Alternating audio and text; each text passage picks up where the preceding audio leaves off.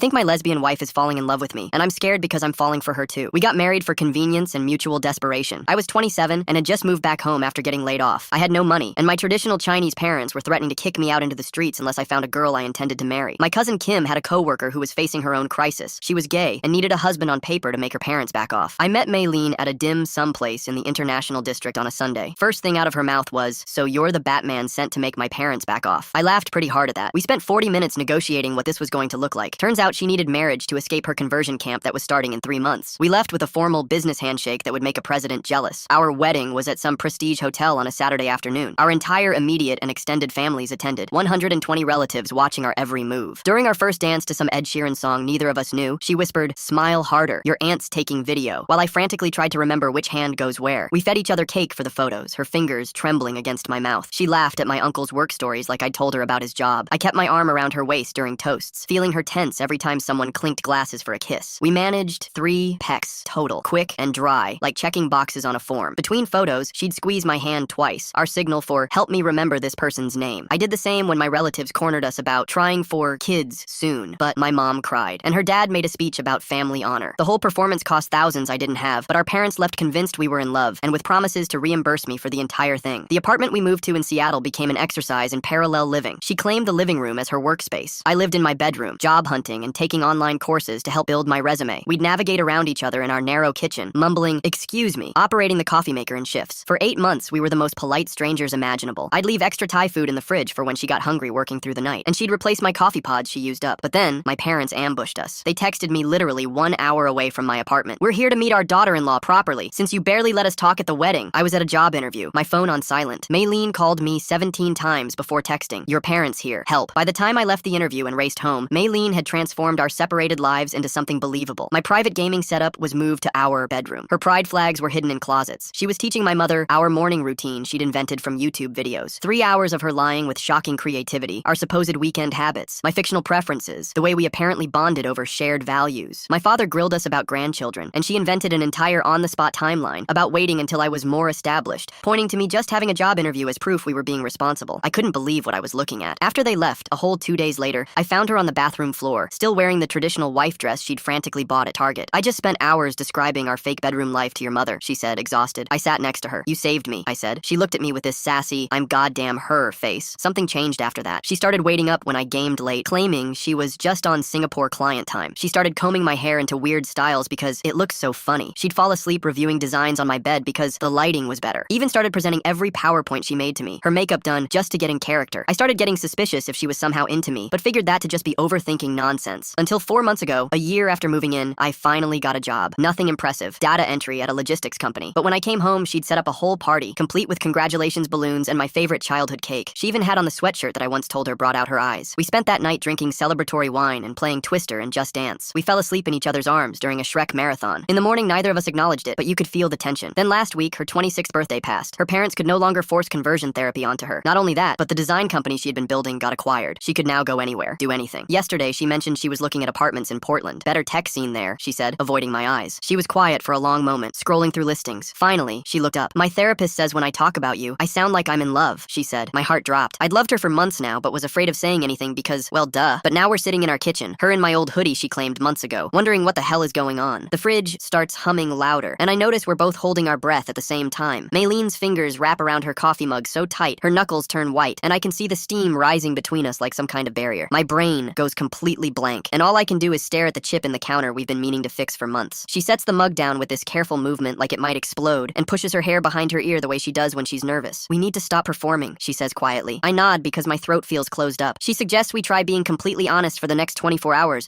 with no scripts or cover stories or pretending, and it feels way scarier than standing at that altar with all those people watching us lie. We shake on it like we're signing another business deal, except this time, her hand is warm, and she doesn't let go right away. The rest of that day, we circle around each other in the apartment, barely making eye contact, and I order pizza because neither of us can handle cooking. The next morning, she's already at the kitchen table with 2 notebooks and colored pens spread out like we're planning a work project. She slides one notebook to me and starts writing options at the top of hers in neat block letters. We sit there for an hour listing everything out like it's a business meeting with 3 columns labeled "Stay roommates," "Try dating," and "Separate." Under each one, we write pros and cons while drinking way too much coffee and avoiding looking at each other. She taps her pen against the paper and finally says we should table any big decisions until we figure out the practical stuff first, which makes sense, but also feels like we're both scared. Day 2 2 comes, and we're sitting on opposite ends of the couch with our legs pulled up, and she starts talking about how scared she is that her queer community would see her as a fraud for falling for her fake husband. I tell her I'm scared of what our families would do if this falls apart, and how disappointed they'd be after everything they've done for us. She nods, and picks at a thread on the couch cushion, while I stare at the ceiling fan going around and around. We order Chinese food, and eat it straight from the containers, while listing more fears, like how we don't even know each other's middle names or favorite movies that aren't Shrek. Day 3. I come out of my room at the same time she comes out of hers, and we bump into each other in the narrow hallway. We both freeze with maybe 6 inches between us, and I can smell her shampoo and see the sleep still in her eyes. My hand comes up like I'm going to touch her face, and she leans forward just a tiny bit, and then we both step back at exactly the same moment, like we practiced it. She says maybe we should go slow if we're going to try this, and I agree, even though every part of me wants to grab her and kiss her right there in that hallway. We spend the rest of the day in separate rooms texting each other stupid memes instead of talking. Day 4, she brings out her laptop and starts making a spreadsheet because of course she does, and we list all the ways we're tangled up legally and financially. Joint tax filing goes at the top, followed by health insurance through her company, and the lease in both our names for another 8 months. She adds, families think we're planning kids, and joint bank account for bills, and car insurance discount for married couples. The list gets longer and longer until it fills the whole screen, and we both just stare at it. I make us grilled cheese sandwiches, while she highlights the things that would be hardest to untangle in different colors. Day 5, she pulls up the Portland listings again on her tablet, while I open Excel on my laptop to run budget numbers for our current place. The early termination fee for our lease would be $3,000, plus losing our deposit, which would eat up most of my signing bonus and a chunk of her acquisition money. She shows me a studio in Portland that's half the size of our current place for the same price, and neither of us says anything for a long time. We both know staying means figuring out what we actually are to each other, but leaving means basically burning money we don't have. She closes the tablet and goes to her room without saying goodnight. The next week, my manager calls me into his office to explain the probation period rules since I'm still new. What's really happening here when Maylene says her therapist thinks she sounds in love? She drops this bomb right as she's looking at Portland apartments, which makes me wonder if she's testing him or protecting herself. The timing seems too perfect to be random. No time off for the next 2 months except for emergencies and mandatory overtime available that they strongly encourage taking. Any unexcused absences could mean termination, and I need this job too much to risk it, which means less flexibility for figuring out us. I tell Maylene that night and she nods like she expected it, but I can see her shoulders drop a little. We dig out our lease agreement from the filing cabinet she organized when we moved in and discover our renewal window opens in exactly 2 months. The paperwork shows the early termination fee in bold letters, plus all the penalties for breaking it before the term ends. We'd lose my entire savings and most of her acquisition money just to walk away from this apartment. She laughs, but it's not a happy sound, and says we're basically stuck together financially for at least that long, whether we want to be or not. I pull out the tax forms since it's February, and we need to file as married couple, which saves us almost $4,000 compared to filing separately. Every form feels like another knot tying us together, and she keeps having to look up our wedding date because neither of us remembers it exactly. The numbers show how much money we save being married on paper, and it feels like the universe is laughing at us. She closes the laptop and stands up from the kitchen table, stretching her arms above her head before walking to the window and staring out at the rain hitting the glass. I stack the tax papers into a neat pile and notice her fingers drumming against the windowsill in that pattern she does when she's working through a problem. She turns around and pulls out her phone, opening the calendar app and creating a new event titled Relationship Check-In, scheduled for 30 days from now. Then shows me the screen with this half smile that makes my stomach flip. I add it to my own calendar while she makes us both coffee, moving around the kitchen with practiced efficiency, and we sit back down at the table where she pulls out a notebook and starts writing bullet points about what we should discuss at that meeting. The whole thing feels like we're planning a business merger instead of figuring out if we want to date, but somehow that makes it easier to handle. She writes, "Tell Kim" at the bottom of the list and underlines it twice before looking up at me. We both know Kim has been our biggest supporter through this whole fake marriage thing, sending us couple memes and asking about date nights we never actually have. I suggest maybe we should go on one real date first before telling anyone, just to see if there's something actually there beyond living together and pretending for our families. She nods and adds "first date" to the list, then crosses out "Tell Kim" and rewrites it below with an arrow pointing from the date. Her phone buzzes with another text from Kim asking how married life is treating us, and we both send back thumbs up emojis like we always do. 3 days later, we're walking around Green Lake on a Saturday morning, both still wearing our wedding rings because taking them off would mean explaining to anyone who asks why we're not wearing them anymore. She buys us coffee from the little stand near the parking lot, and we walk the whole loop, talking about actual stuff for once instead of logistics and bills. She tells me she's obsessed with horror movies, especially the really bad ones from the 80s. While I admit I watch cooking competition shows religiously, even though I can barely make pasta. We pass other couples holding hands, and she keeps her hands wrapped around her coffee cup, but when a dog runs up to us, she kneels down to pet it and looks up at me with this genuine smile I've never seen before. The whole thing is awkward, but also kind of nice, like we're teenagers on a first date instead of people who've been legally married for over a year. We plan a second date for the following weekend, something about checking out the new ramen place downtown. But then Tuesday comes, and my manager pulls me aside about overtime opportunities that would really help with bills. The overtime shift is Saturday afternoon, right when we planned our date, and I know we need the money more than we need another awkward walk around the city. I text her about rescheduling, and she sends back, "No worries, I understand." But when I get home that night, she's already in her room with the door closed. She comes out later to make dinner, and we eat in mostly silence, both scrolling through our phones like we used to do before all this started. Thursday, she comes back from therapy with a whole list of homework her therapist gave her about setting boundaries in new relationships. She shows shows me the worksheet about no sleepovers for the first month, scheduled check-ins about feelings every few days, and clear communication about needs and expectations. We sit at the kitchen table again, going through each point like we're reviewing a contract, which actually helps because we're both better at following rules than figuring out emotions on our own. She tapes the list to the fridge next to our grocery list and the Wi-Fi password, making it just another part of our apartment's operating system. That night, I open my laptop to message Kim about what's really happening between us, typing out this long explanation about how the fake marriage might be turning into something real, but we're both scared and confused. I delete it and start over, trying to sound more casual, but that doesn't work either. I write and delete 5 different versions before giving up and closing the laptop, because how do you explain that your business arrangement marriage is maybe becoming real when you're not even sure yourself? Saturday, while I'm at work doing overtime, my parents surprise FaceTime us, and Maylene handles it alone at first, slipping into our practiced routine about how I'm at work being responsible and building our future. When I get home, she's still on the call, so I join in, both of us falling into our performance without even thinking about it, her hand on my shoulder while we tell them about our week. After we hang up, we both feel gross about how easily we can still lie to them, and she says it felt like putting on a costume that doesn't fit anymore, which is exactly right. The next week, she schedules a virtual tour with a realtor in Portland, her laptop propped up on the coffee table, while she walks around our apartment showing the realtor what she's looking for in her new place. I sit in my room, but can hear her getting excited about the exposed brick and the big windows in one unit that's actually in her budget with a reasonable move-in timeline. She mentions the deposit would be due in 6 weeks if she decides to take it, and I realize our 30-day check-in would happen right before she needs to decide. We're back at the kitchen table doing our taxes together properly this time, entering all our financial information while discussing how we'd split the refund if we separate, which feels weirdly intimate considering we're talking about dividing assets. She jokes that we're the most practical maybe couple ever while calculating how much we'd each get, but there's something sad in her voice when she says it. Friday night is her company's acquisition celebration party at some fancy hotel downtown, and I go as her husband because that's still what I am on paper. Her co-workers keep coming up to tell me how supportive I've been of her career, how she talks about me all the time, how lucky she is to have someone who believes in her dreams. I smile and nod, but feel like a complete fraud since I barely knew about her work until recently. Just saw her typing away at her computer late at night without really understanding what she was building. During the speeches about the company's success, she reaches under the table and squeezes my hand, holding on longer than necessary while her boss talks about vision and dedication and taking risks. After the party winds down and we get home, she crashes on the couch still wearing her fancy dress while I clean up the takeout containers we'd ordered instead of cooking. 3 days later, she brings someone over from her book club, a woman with short purple hair and thick glasses, who looks at me like I'm some kind of science experiment. I actually stay in the living room instead of hiding in my bedroom like usual, pretending to work on my laptop while they sit at the kitchen table with tea and cookies. She's explaining our situation to her friend, and I hear her say we're complicated and evolving, which is way better than the total lie she used to tell people about us being madly in love. Her friend keeps glancing at me and asking pointed questions about how we met and why we got married so fast, but Maylene handles it smoothly without making me sound like a complete loser who needed a fake wife to keep his parents happy. The next morning, we have our first real fight when she starts pulling her pride flags out of the closet where we'd stuffed them during my parents' surprise visit. She wants them back up on the wall, but I'm worried about more unexpected family visits since my mom has started dropping by without warning sometimes. We go back and forth for 20 minutes, her holding the rainbow flag like a shield, while I pace around trying to explain why this makes me nervous. She finally agrees to put them in her workspace instead of the living room, which isn't perfect, but at least we both stop yelling. Week 5 comes, and we decide to go to IKEA because her desk chair is broken, and I need a new bookshelf. The store is packed with couples picking out furniture together, and something about watching them debate coffee tables makes my chest tight. We're in the kitchen section looking at dish racks when I just blurt out that I've been in love with her for months. She freezes with a wooden spoon in her hand and asks for time to process this, then drops everything in our cart and walks straight to the exit. I'm really curious about this pattern where they keep treating their relationship like a business deal. Check-ins, bullet points, worksheets from therapy. Makes me wonder if they're both just scared to actually feel something real for each other right now. I follow her to the car, where we sit in silence for 5 minutes before she drives us home without buying anything. 2 days later, she tells me she's taking an overnight trip to Portland to look at apartments in person since the acquisition means she can work from anywhere now. I help her pack even though my hands are shaking, because what if she loves it there? What if she meets someone real? What if this is just her way of letting me down easy without having to reject me to my face? She leaves early Saturday morning, and I spend the entire day deep cleaning our apartment just to keep busy, scrubbing the bathroom tiles until my knees hurt and reorganizing the kitchen cabinets 3 times. That night, I can't sleep, so I vacuum at 2 a.m. and then feel bad about probably waking the neighbors. Sunday afternoon, my phone buzzes with a 3-minute voice memo from her saying Portland feels freeing, but also lonely, that she misses our weird kitchen dance where we navigate around each other making coffee, misses having someone who knows she needs caffeine at exactly 3 p.m. without having to ask. I listen to it 12 times, memorizing every word and the way her voice cracks a little at the end. Before she gets back Monday evening, I reorganize the whole apartment to create more shared spaces instead of our separate territories. I move my gaming chair to the living room corner and clear space on the bedroom bookshelf for her design books. Small changes to show I want us to blend our lives more instead of living like polite roommates. She walks in carrying her overnight bag and stops in the doorway when she sees the changes, then drops her bag and crosses the room to where I'm standing by the kitchen counter. We kiss for real this time, not the dry pecs from our wedding, but an actual kiss that makes my heart pound. And right in the middle of it, my phone starts ringing with my mom's special ringtone asking about Chinese New Year plans. We pull apart and just laugh at the terrible timing while the phone keeps ringing. Week 6 starts with my mom sending WeChat messages about a fertility clinic her friend friend recommends, complete with success rate statistics and testimonials from happy couples. The family group chat explodes with my aunties offering advice about conception timing and which foods increase fertility. And when Maylene sees the messages on my phone, her face goes completely pale. We spend that evening researching how to handle this without telling our families the truth, finally deciding we need professional help to figure this out. The next day, we book a couples therapy session for Thursday afternoon to establish ground rules if we're really going to try dating while married. The therapist is this older woman who doesn't even blink when we explain our whole situation, just nods and starts asking practical questions about boundaries and expectations. We agree on dating while keeping separate bedrooms for now, having weekly relationship check-ins, and not telling our families anything until we're absolutely sure what this is. Friday morning, I go to my manager's office to negotiate a more predictable schedule so I can actually plan dates without getting called in for surprise overtime. He gives me partial success. No more last-minute weekend shifts, but I still can't take any real time off for another month because we're short-staffed. I'll take what I can get though, because at least now I can make plans without worrying about work ruining everything. That same afternoon, Maylene gets a call from Portland HR asking about her relocation package details and whether she's moving alone or with a spouse, because the benefits are completely different. She puts them on speaker while pacing our living room, and I watch her hands shake as she asks for more time to figure out the paperwork. They give her a week, but warn that spouse benefits include moving costs, temporary housing for 2, and job placement help for me. She hangs up, and we both stare at each other, knowing this changes the math on everything. 2 days later, she's working on a design pitch for a new client and asks me to look at it since I've been studying their industry for my data work. I tell her straight up it's too safe, looks like every other corporate pitch I've seen, and she needs to take more risks with the color scheme and layout. She gets defensive immediately, says I don't know anything about design, and storms off to her workspace. But I hear her clicking around making changes all night, and when she presents it 3 days later, the client loves the bold new direction. She comes home with the signed contract and admits I was right, but that my delivery sucked and I need to work on not sounding so harsh. We celebrate with takeout, but the Portland question hangs between us like a wall. Saturday morning, we sit down with my laptop to research what divorce would actually look like if we went that route. The Washington State website is brutal with its requirements. Minimum 6 months waiting period, thousands in legal fees, division of assets we've already mixed together, health insurance complications, and tax implications that make my head spin. We spend 3 hours going through forums and legal sites, finding out we'd need separate lawyers, court appearances, and documentation, proving we've been living separately, which we obviously haven't been. We close the laptop and don't talk for an hour, just sitting on opposite ends of the couch processing how tangled our lives have become. The next week, I come down with the worst flu I've had in years, probably from stress and not sleeping right. Maylene doesn't hesitate for a second, just starts bringing me soup every few hours, making sure I take the medicine on schedule and sitting with me while I'm burning up with fever and rambling about random stuff from my childhood. She wipes my forehead with a cold cloth and stays up all night when my fever spikes, and somewhere in that haze of being sick, I realize this is already real, whatever we want to call it. When I'm better, I text one of her queer friends asking if we can meet for coffee, because I need to apologize for the position our fake marriage put Maylin in. Her friend meets me at a place near Capitol Hill and doesn't hold back, explaining how Maylin lost credibility in some spaces, how people questioned if she was really gay, how some friends stopped inviting her to things because they thought she'd sold out. I listen without making excuses and own my part in it, admitting I didn't think about those consequences when we made our deal. Her friend says Maylene never complained, but everyone could see it hurt her. That weekend, we finally tell Kim everything over dinner at her place, the whole messy truth about our feelings, the confusion, the Portland option hanging over us. Kim laughs so hard she almost chokes on her wine and says she knew something was different when we stopped complaining about each other at work functions. But then she gets serious and warns us our families won't handle any changes well, especially if we divorce or if Maylene moves away, and we need to be ready for that storm. Monday morning, our lease renewal notice shows up with 2 options: 6 months at a 30% higher rate for the flexibility to break it, or 12 months at our current rate. Both feel massive when we don't even know what we are to each other yet. The landlord wants an answer in 3 weeks. We pin it to the fridge next to the Portland offer that's been staring at us. 2 weeks into this whole mess, Maylene gets the formal Portland job offer with all the details. $20,000 more than she makes now. Full relocation package, moving stipend, and a senior designer title. They need an answer in 2 weeks. She prints it out and leaves it on the kitchen counter, where we both have to see it every single day. This piece of paper that could change everything. I try to be helpful and suggest we could do long distance if she takes it, that I could visit on weekends when I can get time off work, maybe even look for data jobs in Portland eventually. She shakes her head and points out we haven't even figured out what we are at close distance, and trying to maintain whatever this is across cities seems impossible when we can barely talk about it in the same room. We table the discussion, but it comes back up every time we're in the kitchen together. Then yesterday, my mom calls to announce they're coming for dinner next week to discuss our 5-year plan for the family. I know exactly what this means. Questions about grandchildren, pressure about buying property, lectures about career advancement, and probably a slideshow my dad made about successful couples in our extended family. Maylene overhears the call, and the dread on her face matches exactly what I'm feeling, because we both know this dinner is going to be brutal, no matter what we decide about Portland or our marriage or any of it. We spend the next week preparing for my parents' visit, like students cramming for finals. Maylene makes flashcards with answers about our future plans, while I practice deflecting questions about babies. We sit at our kitchen table running through scenarios where my mom asks about fertility clinics. I pretend to be my dad asking about our savings for a house down payment. She plays my mom wanting to know which room would be the nursery. We agree on one hard rule, that we won't promise anything specific no matter how much they push. Every night after work, we quiz each other on our stories to keep them straight. She writes notes on her phone about which relatives we supposedly visited last month. I make a list of fake weekend trips we've taken together. We even stage photos around the apartment to look more couple-like. She moves her skincare stuff into my bathroom, and I put my gaming headset in the living room. We practice sitting closer on the couch and holding hands without it feeling weird. The night before the dinner, we're both so nervous we can't sleep. There's something interesting about how they're treating this dinner prep like a performance, when their whole relationship started as one big show for their families. Now they're making flashcards and staging photos like students cramming for a test. But I wonder if they realize they're basically doing the same thing they did at the beginning. The difference is they actually care about each other now, which makes all this pretending feel different somehow. I hear her pacing in her room at 3 in the morning. When the dinner finally arrives, my parents show up 20 minutes early. My dad immediately starts talking about his coworker's son, who just had twins. My mom pulls out her phone to show us baby photos from my cousin's new kid. We make it through the appetizers with just small talk about work and weather. But during the main course, my dad brings up fertility treatments his friend used. Meline puts down her fork and calmly says we're not discussing that right now. The silence stretches so long I can hear the clock ticking in the kitchen. My mom's face goes red and she starts to argue, but Meline doesn't budge. I back her up saying, we have our own timeline that works for us. My dad stands up and says we're being selfish about giving them grandchildren. They leave before dessert, my mom crying and my dad not saying goodbye. After they're gone, we sit in our kitchen surrounded by all the uneaten food. Malin starts laughing in this broken way that turns into crying. I reach across the table and take her hand for real this time. We talk until 4 in the morning about what we actually want. She admits she's been falling for me since the birthday party. I tell her I've been in love with her for months. We decide to try being a real couple for 3 months as a test. No telling our families yet. Just us figuring out if this works when it's not fake. It feels scary, but also like the first honest choice we've made together. That night we share a bed on purpose for the first time. There's nervous laughter about which side of the bed we each want. She likes the left side near the window, and I prefer the right near the door. We lie there stiff as boards at first, neither of us sure where to put our arms. Eventually, she rolls over and puts her head on my chest. I wrap my arm around her, and we both relax into it. We fall asleep like that, and wake up still tangled together. The next week, I mess up the inventory system at work, and have to stay late all weekend to fix it. Instead of just disappearing like I usually would, I text Maylene about what happened. I ask if we can move our Saturday plans to next week. She texts back that she'll bring me dinner at the office instead. When she shows up with Thai food, I realize this is what real couples do. They adjust plans and support each other through boring work problems. Meanwhile, her new company integration hits problems when the design teams fight over creative direction. She comes home ranting about how the Portland team wants to change everything. I start suggesting ways she could compromise or present her ideas differently. She stops me mid-sentence and asks if I can just listen instead of trying to fix it. We make a new rule that night to ask if someone wants solutions or just venting. It takes practice, but we start getting better at knowing what the other person needs. We find a couples therapist through my insurance who specializes in complex family situations. In our third session, she helps us plan how to tell our families something closer to the truth. We set a goal to tell one parent the real story within 3 months. Just thinking about that conversation makes us both feel sick. The therapist gives us homework to practice being honest in small ways first. Our lease renewal comes up, and we have to decide whether to commit to another year. The 6-month option costs $300 more per month. We sit with our laptops doing the math on what we can afford. The financial strain would be real, but having an exit option feels necessary. We decide to split the extra cost based on our income percentages. I pay 40% since I make less at my data entry job. She covers 60% with her design company salary. Signing that lease feels like another step towards something real. Her company offers her a remote work trial for 3 months. She can stay in Seattle but has to fly to Portland once a month for meetings. The trial might hurt her chances at the promotion she's been working toward. She takes it anyway and tells me she wants to see where this goes. I can't believe she's choosing to potentially slow her career for us. We decide to tell Kim that we're officially dating for real now. We meet her for coffee and explain that what started fake has turned into something else. She laughs and says she's been preparing cover stories for months just in case. Having someone else know the truth and support us feels huge. She promises to back us up if our parents start asking questions. The relief of having an ally makes both of us tear up a little. 2 weeks pass with us figuring out how to be a real couple while still dealing with fake marriage stuff. Malin decides to make pad thai one evening, and I help chop vegetables while she stirs the sauce. She holds up her phone to take a picture of us cooking together and posts it to Instagram without thinking much about it. Within 10 minutes, both our phones start buzzing like crazy. My aunt sends 12 messages in a row, analyzing how close we're standing. Her mom screenshots the photo and circles where our shoulders touch. My uncle texts me that we look happy and asks when we're having kids. Her cousins flood the group chat with baby name suggestions. We turn our phones to silent and keep cooking, her hand finding mine between stirring the noodles. That night after dinner, her phone rings, and it's her dad. I watch her face change as he talks, her shoulders getting tighter with each word. She tries to explain that we need time, but he keeps cutting her off. He tells her she's dishonoring the family by not giving them grandchildren yet. When she mentions her career, he gets louder, and I can hear him through the phone from across the room. She tries one more time to explain, but he hangs up on her. The tears start immediately, and don't stop for an hour while I hold her on the couch. She keeps saying she thought things would be different now that we're really together. Around midnight, we end up sitting on the bathroom floor, just like we did after my parents ambushed us. The cold tiles feel familiar under us as we lean against the tub. We talk about how being in love doesn't make our families less complicated. She points out that her dad will still expect grandchildren whether our marriage is real or fake. I mention that my mom will still show up unannounced no matter how much we actually care about each other. We make a plan to save money in case things get worse with our families. She suggests keeping her Portland job offers as backup options if we need to escape. We agree to keep trying, but also stay practical about what might happen. The next week, I open our shared calendar on my laptop and type in real first date, my choice, for Saturday. She gets the notification on her phone and accepts it with a heart emoji. No questions about where we're going or what we're doing. Just trust that we're going to figure this out together. Our families are still complicated, and her career hard decisions are still hanging over us. The pressure for grandchildren isn't going away, and neither are the surprise visits, but we're choosing to try anyway, one real date at a time. Appreciate you sticking with me while I rambled through all that. Hopefully I didn't get too nosy with the questions. Catch you next time. Like the video, it helps more than you think.